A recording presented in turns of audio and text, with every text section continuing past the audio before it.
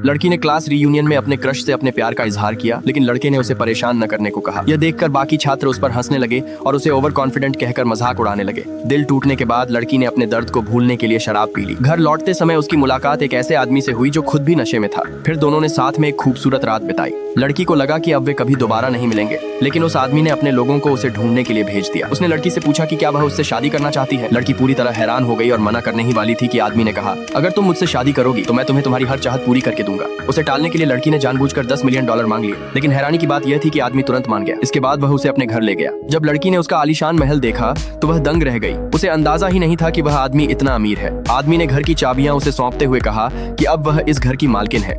उस रात लड़की नहाते समय दरवाजा बंद करना भूल गई।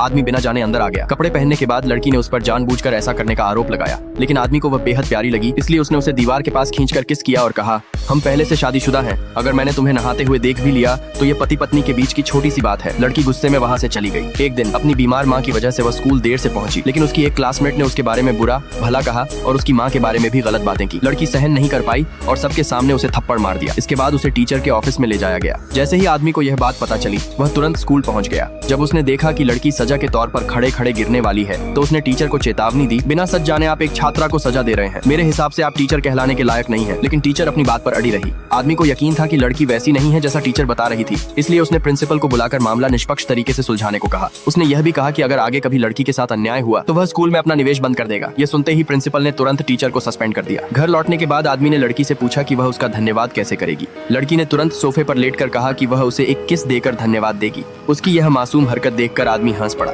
लड़की शर्म से अपना चेहरा छुपाने लगी। आदमी ने उससे कहा, आगे जो भी हो सबसे पहले मेरे पास आना, मैं हमेशा तुम्हारी रक्षा करूंगा। लड़की ने पूछा, क्या आप नाराज नहीं है कि मेरी वजह से आपको परेशानी हुई। आदमी ने उसके सिर पर हाथ फेरा, फिर उसे एक बैंक कार्ड देते हुए कहा कि वह हमेशा याद रखे कि वे शादीशुदा है। लड़की ने खुशी खुशी वह कार्ड स्वीकार कर लिया।